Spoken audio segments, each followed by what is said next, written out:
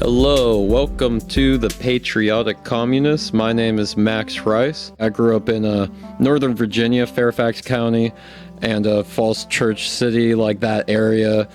And I ended up moving to San Diego when I was in high school, and that's where I currently live. I'm only 20 years old now. I'm one full year outside of high school now. I go to college online for music and all that. I've briefly read the Communist Manifesto and stuff, but I mostly heard people that talk like 21st century people talk about Karl Marx's work and stuff, people like Richard Wolff and whatnot. And I decided that I was going to start a political page, again, because of the current situations, which I think everyone knows what I'm talking about. But I'm going to talk about important news in general, but I'm not going to be a consistent news source. The show has one purpose, and that is to promote a socialist revolution, because this next decade is the time, and it is going to happen whether you want it to or not. Society just got shot, and it's going to heal its wounds and evolve as a whole as a response in general. That's just naturally how things go.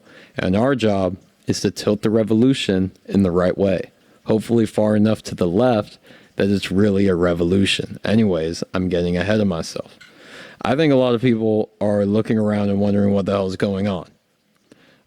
Everything seems to be falling apart, but it's not like we've never had pandemics before. And also, I want to mention, this is a super serious one, and it's more serious than any pandemic any of us have experienced. I mean, the last one that you could compare really to this one would be the 1918 flu, which killed a lot of people and was really devastating. And I mean, that was 100 years ago. But it's not like we've never had pandemics before. And we have one hit us with nearly a month of advance warning. It didn't start here. Honestly, even longer. Look at SARS, which was another coronavirus outbreak in 2003, literally the same type of virus. And the answer to all this is simple. Capitalism just fundamentally is a flawed system to the point where it's causing more harm than good, and it has been, frankly, for a long time. The inherent contradictions in the system right now are coming to the surface at a rapid pace. A pandemic hits our globe at a scale that is huge and has not been seen in a very long time, and our capitalist system collapses in response. So my answer to this is, if an economic system only functions properly when everything is hunky-dory, then what the hell is the point? Not to mention, on average, even without a pandemic, every 4 to 7 years, on average, every capitalist economy will either have a minor dip or a big dip, so like a recession or depression, and they call this the business cycle. It goes up and down, up and down. That's instability. That's not a cycle. That's instability. I mean, it's a cycle of instability. I mean, think about what an economy really is. An economy is a system of production and distribution of goods, which includes essential goods like water, food, very important things and everything. So why would we base such an important thing, such a complicated global infrastructure, on something that just naturally stops working every 4 to 7 years and sometimes stops working dramatically? If people actually weren't brainwashed away from communism and socialism when they were growing up in this education system like I was for a very long time, then I do think the general consensus would be different, because all this stuff is right in front of our face and it's not that complicated. And make no mistake about the global economy right now. It's collapsing. And not to mention that capitalism has also, in this country, consolidated power in our society to the point where our government functions as an oligarchy, leaving the people in power out of touch with the real problems, opinions, and feelings of the entire rest of the general public, resulting in a horribly out of touch response and a complete lack of any strong leaders stepping up to the plate in DC. So that's the situation. This is historic, and this is the beginning either of a new age of politics and economics, or maybe even a new age of society itself. There are literally no incentives for capitalism to prepare for a crisis. There's no profit in it, and you can't predict them. The only reason capitalism would prepare for a crisis is to protect its own interests of profit.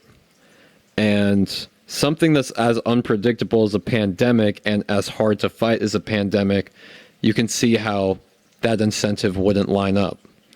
The function of an economic system is the production and distribution of goods. People act like it's some big, complicated, abstract concept, but fundamentally that is what it is. And in my opinion, an economic system is successful depending on how sustainable it produces and distributes these goods, and how high the quality of life for the people in the society proportional to their resources and fellow humans. Based on those simple and obvious merits of sustainability and proportional representation of important resources, capitalism is an abysmal failure. Not only is capitalism without any incentives to ensure principles we all agree on, such as liberty, sustainability, and equality of opportunity, but it is antithetical to them. Our species' future depends on a revolution done the right way, where we fix the systematic problems that allowed us to be looking down this fucking cliff to begin with. There will be more crises in the future. It's part of natural life. And this system is not prepared to prepare for them. Thanks so much for listening to this episode of The Patriotic Communist. All of the music you heard in this podcast was produced and performed by me, Max Rice. And if you would like to check it out, just search Max Rice on any streaming platform. That's MAXRICE. Yes, like the food rice. This is Max Rice signing off. We're all distracted by media. The misdirection of attention benefits big powers I mentioned. Y'all try to lessen the questions and attentions. Money equals power. We gotta kill this connection. These force-fed concepts make no sense. How y'all hating immigrants and we controlled by the 1%.